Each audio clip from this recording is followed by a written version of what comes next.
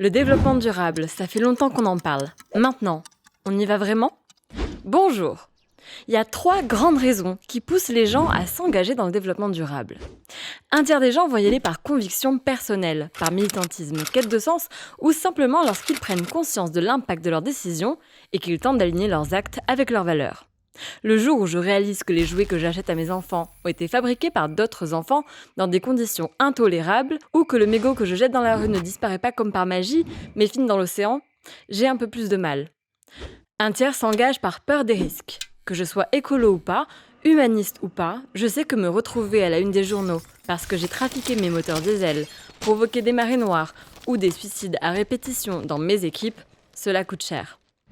Le dernier tiers bouge plutôt par opportunisme. Les gens veulent du bio, de l'équitable, des panneaux solaires et des vélos électriques. Alors fabriquons-en et vendons-leur. Et évidemment, on est tous un mix de tout ça. Et la bonne nouvelle, c'est que depuis pas longtemps, on a aussi ceux qui bougent juste parce qu'ils ne veulent pas être vus comme les derniers à monter dans le train. Et ça, c'est le signe que le système bouge, voire qu'il est prêt à basculer. Prêt à embarquer ? Le développement durable. Il est sur toutes les lèvres. Et pourtant, quand on regarde les enquêtes, on se rend compte que ce n'est pas toujours très clair. Mais de quoi on parle vraiment ? Une façon simple de le comprendre, c'est de s'intéresser à l'évolution des conditions de vie. Si on prend du recul et qu'on regarde ce qui s'est passé depuis que l'homme existe, on se rend bien compte que cette évolution n'est pas du tout linéaire. Elle est restée très lente pendant des dizaines de milliers d'années. Les changements entre la vie d'un individu et celle qu'avaient vécu ses parents et ses grands-parents étaient assez minimes jusqu'à un point de rupture qui va générer des changements absolument colossaux en à peine 2 siècles.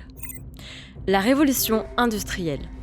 C'est le point de départ d'un ensemble de transformations absolument géniales qui vont petit à petit rendre l'homme un peu moins dépendant de son milieu. Progrès technologique, hygiène, santé, création de richesses et explosion du niveau de vie.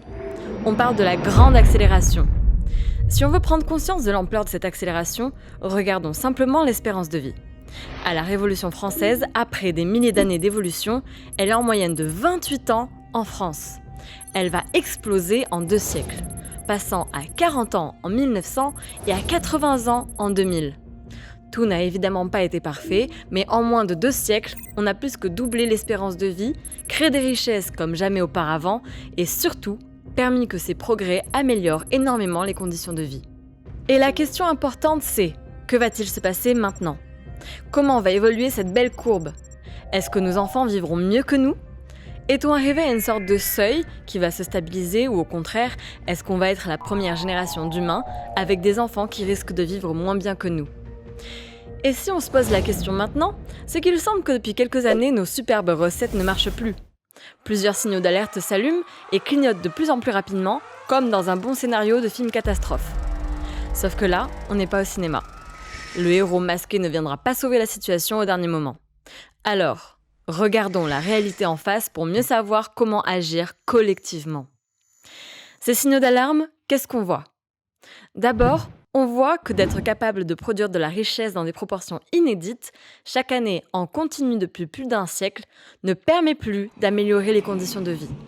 Ce décrochage se produit au sein même des pays dits développés. Premier signe de ce décrochage. Cela ne permet pas de réduire les inégalités. Elles augmentent.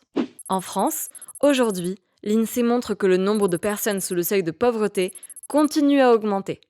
Environ 9 millions de personnes, soit 15% de la population, dont près de 2 millions qui travaillent. À l'heure actuelle, un homme cadre peut espérer vivre jusqu'à 6 ans de plus qu'un ouvrier. Aux États-Unis, la fortune des 3 familles les plus riches a augmenté de 6000% en 35 ans, tandis que le revenu médian a diminué de 3%. Ça, c'était avant le Covid. Et on le voit bien lors des crises que nous allons connaître comme celle-ci, et les plus touchés sont bien sûr les plus pauvres. Deuxième signe de ce décrochage, les problèmes de santé publique issus de notre mode de vie. D'après le ministère de la Santé, si un homme sur 5 et une femme sur 6 développeront un cancer au cours de leur vie, 15 à 25% de ces cancers sont dus à des produits inventés par l'homme. Et si l'espérance de vie vient de se stabiliser autour de 82 ans sur les dernières années, l'espérance de vie, en bonne santé, stagne autour de 63 ans depuis plus d'une quinzaine d'années.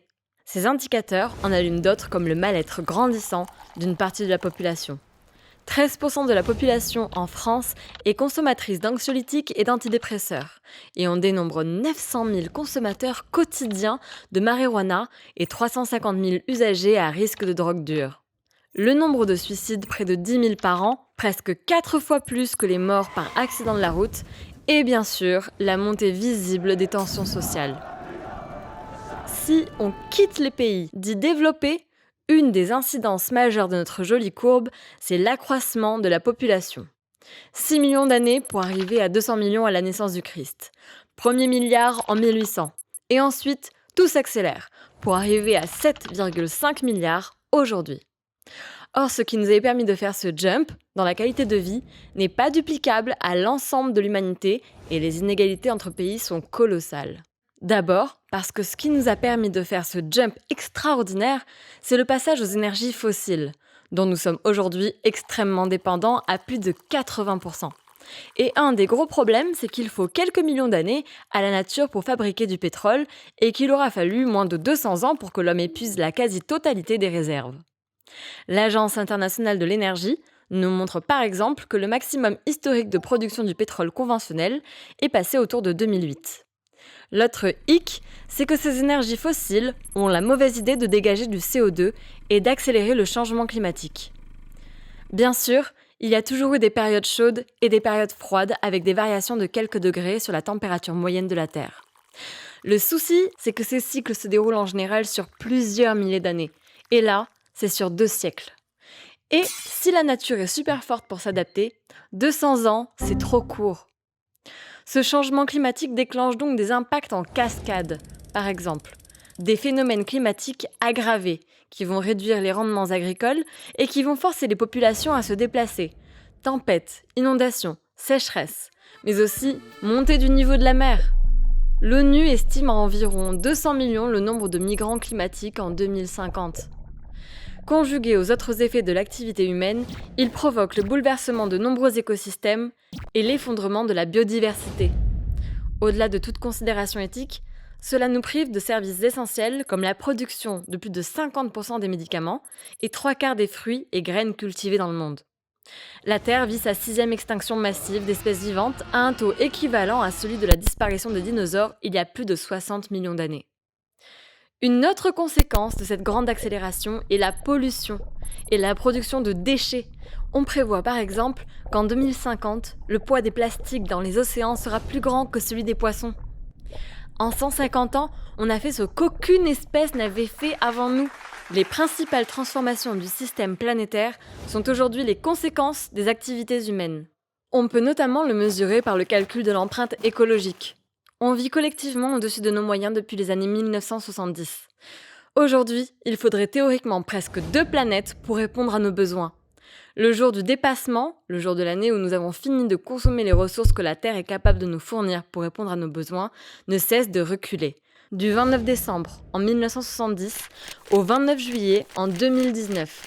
La question de la surpopulation est certes un vrai sujet, mais cette empreinte écologique est avant tout provoquée par le mode de vie d'une minorité qui n'est absolument pas duplicable à l'échelle des 7,5 milliards de terriens. Si tout le monde vivait comme au Mozambique, en Inde ou au Nicaragua, le jour du dépassement n'existerait pas.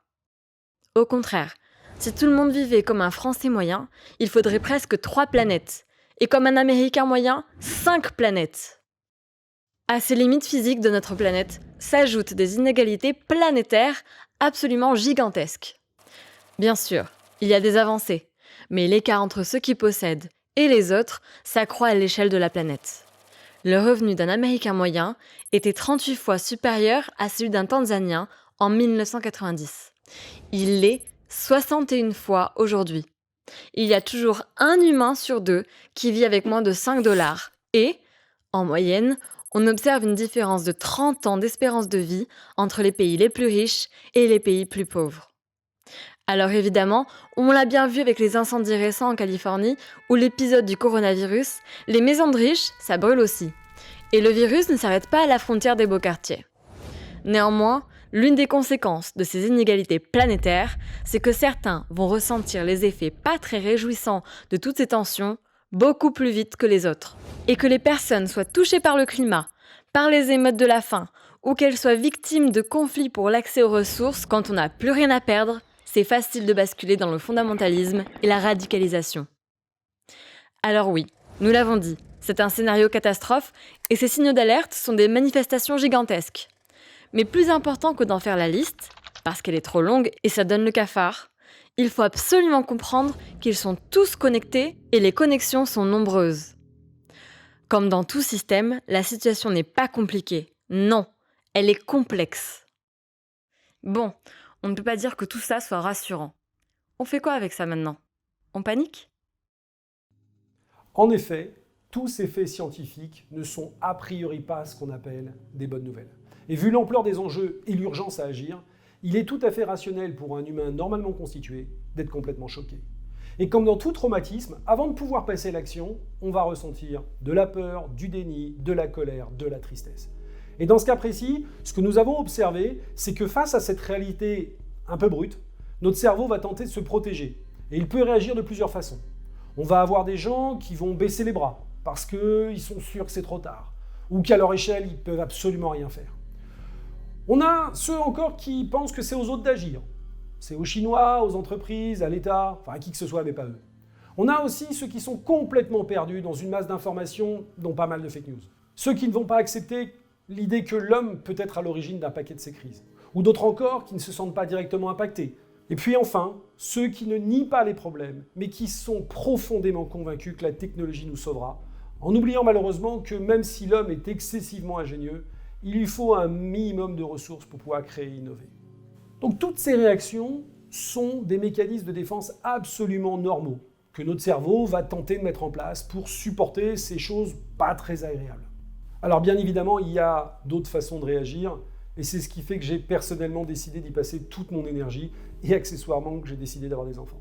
C'est le fait que l'avenir n'est pas écrit, que personne n'est aujourd'hui capable d'affirmer ce qui va se passer. Et cela nous ouvre des opportunités absolument fabuleuses pour entrer dans une nouvelle ère pour l'humanité, comme ont pu l'être la sédentarisation ou la révolution industrielle. Malgré l'énormité des enjeux, on a quand même quelques très bonnes raisons d'être optimiste. D'abord, le savoir accumulé est colossal. Et de façon générale, on connaît les problèmes et les causes. Dans la plupart des cas, on connaît les solutions. Et quand on décide d'y aller, ça marche. Comme ça marche, il y a de plus en plus de gens qui y vont. Mais surtout, on ne part pas de rien.